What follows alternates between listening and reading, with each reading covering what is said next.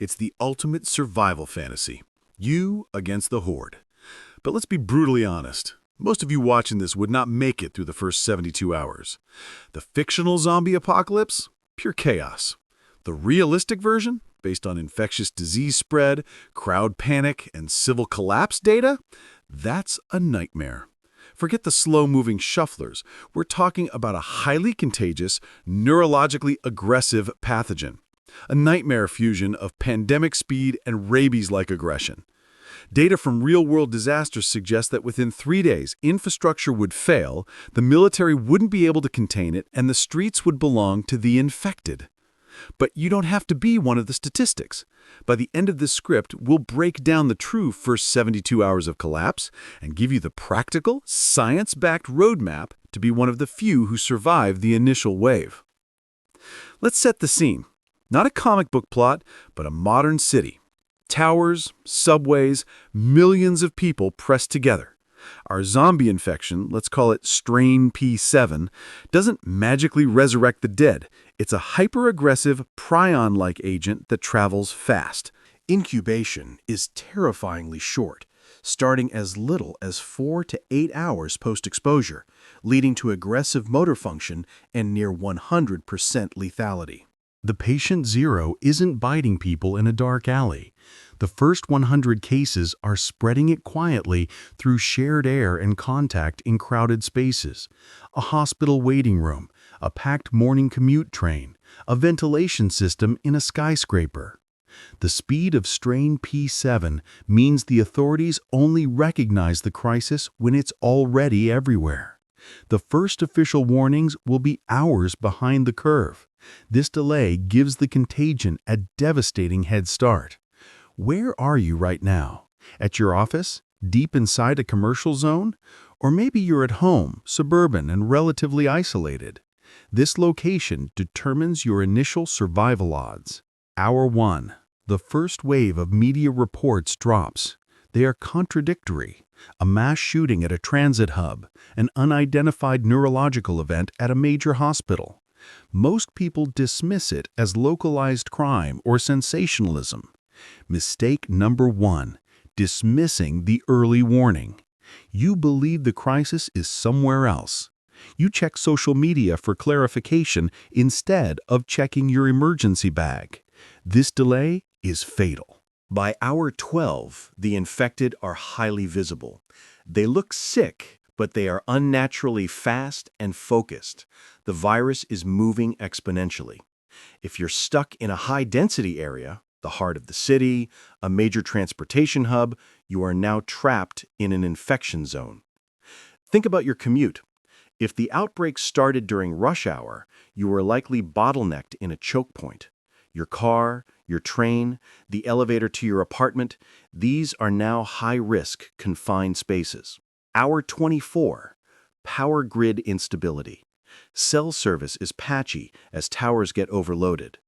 Anyone who tried to get to a perceived safe location, like a police station or a firehouse, has likely fallen victim to the crowd crushing and the infected who are drawn to the noise. If you waited until the 24-hour mark to act, you're now moving through a war zone. The window for a calm evacuation is completely closed. Your single most critical asset in this phase is not a weapon, it's silence and invisibility. Welcome to the collapse, hour 30. Police and emergency services are overwhelmed and effectively non-functional. The panic buying has already occurred, and most stores are now dangerous, looted shells. The average person is doing this, trying to drive out of the city, sitting in a kilometer-long traffic jam, and trying to call their family. Their car is now a metal coffin. Their phone is a useless piece of plastic. The prepared person is doing this, leading to survival lessons 1, 2, and 3. Survival lesson number 1, your vehicle is a trap. You should be on foot, moving through secondary routes, alleys, parks, rooftops, avoiding all major roads. Traffic jams are where the infection concentrates.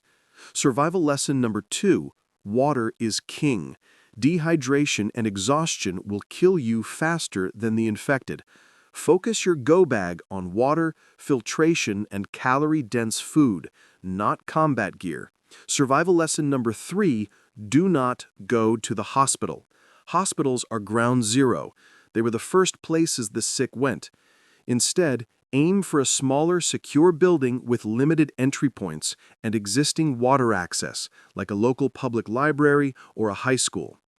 By hour 48, the noise and chaos have died down. The initial wave has passed. This is the moment to move, not in a panicked rush, but with calculated precision. You've made it past the initial meat grinder. Now, the crisis of conscience and logistics begins. You face critical decision branches. Decision branch 1, stay in place versus move out. If your current location is easily secured, has a decent water source, and is not immediately visible, staying is the logical, low-risk move. Moving out, while providing access to potentially new resources, drastically increases your exposure to the infected, injury, or hostile survivors. Decision branch 2, alone versus group. While your instinct might be to find family, joining an ad hoc group right now is incredibly dangerous. Every person is a potential carrier of P7 or a resource drain. For the first 72 hours, staying alone is safer. You need to enforce strict quarantine protocols even with people you trust. Your objective for the next 24 hours is not to fight, but to fortify, resupply safely, and make zero noise. The sound of a dropped can or a loud conversation can draw the infected from blocks away, and it will draw the worst kind of people. The realistic threat in these final hours isn't just the virus, it's the fact that you're injured, exhausted, and desperately thirsty. So, let's tally your survival score. If you were caught in a city center, tried to drive out, and went to a supermarket in the first 48 hours, your chances are near zero. You're a casualty of the crowd. If you were already prepared, moved to a secondary location by hour 12, secured water, and stayed absolutely silent, your chances moved to medium-high. You survived the initial collapse. This entire scenario is rooted in real-world disaster science. Here are the 5 key survival lessons that apply to a zombie apocalypse, a major blackout, or a natural disaster. Preparation greater than panic.